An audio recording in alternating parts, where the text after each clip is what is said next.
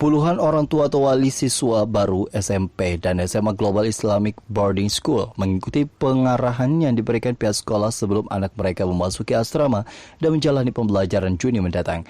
Orang tua juga diberikan pengetahuan seputar proses pembelajaran yang di tahun ajaran baru ini sudah menerapkan kurikulum Merdeka, kurikulum 2013 yang dikombinasikan dengan kurikulum GIPS. Selain terkait kurikulum, para orang tua diminta mengarahkan minat dan bakat anaknya seperti memotivasi mereka agar tak hanya berprestasi di bidang akademik. Pasalnya selain akademik, GIPS sendiri akan membekali siswa dengan keterampilan sesuai bakat mereka seperti mengaji, menari, public speaking, dan lainnya. Terbaru adalah program coding dan robotik yang masuk pembelajaran di kelas maupun ekstrakurikuler. Siswa SMA GIPS akan memberikan penguatan jurusan bukan hanya kelas IPA dan IPS seperti sekolah reguler, namun ada juga Islamic Scholar untuk memperdalam wawasan keislaman, entrepreneurship atau wirausaha serta professional skills. Mungkin pengarahan apa saja nih Pak dan pengertian apa saja yang diberikan kepada orang tua siswa yang baru ini Pak? Pertama itu menyamakan persepsi tentang harapan dari sebuah pendidikan gitu ya. Karena kan sama dulu waktu saya bawa anak saya ke sekolah gitu ya, tentu orang tua punya harapan yang macam-macam. Dan orang tua karena harapan yang begitu besar, kadang-kadang lupa bahwa harapan itu banyak di pundak mereka sendiri.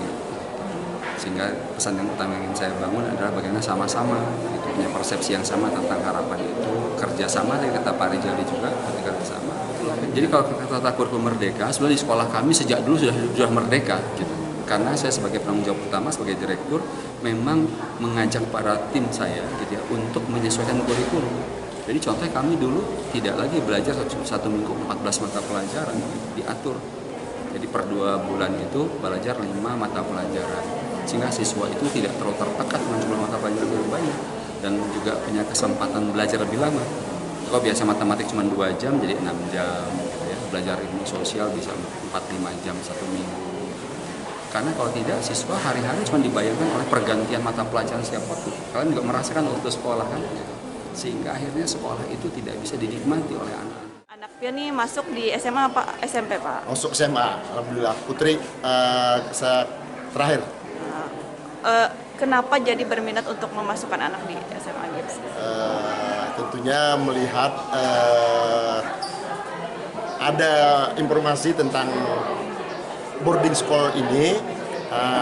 Sebelumnya juga sangat mengenal kepada almarhum pendirinya dan kepada ketua yayasannya Pak Julfikar juga saya kenal. Nah, terus melihat setelah pemaparan yang disampaikan Pak Julfikar ini malah menambah keyakinan saya, insya Allah anak-anak yang akan disekolahkan di sini insya Allah akan menjadi pemimpin masa depan. Seperti yang disampaikan, ada beberapa pilihan, dia mau ke arah ini diarahkan, ke arah ini diarahkan. Jadi saya yakin insya Allah dengan selesainya mereka nanti mereka punya masa depan yang lebih baik, kira-kira seperti itu.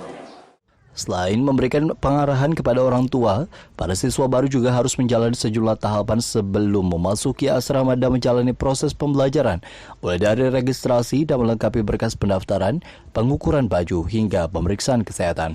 Evidio Herlianti, Duta TV Kabupaten Barito Kuala.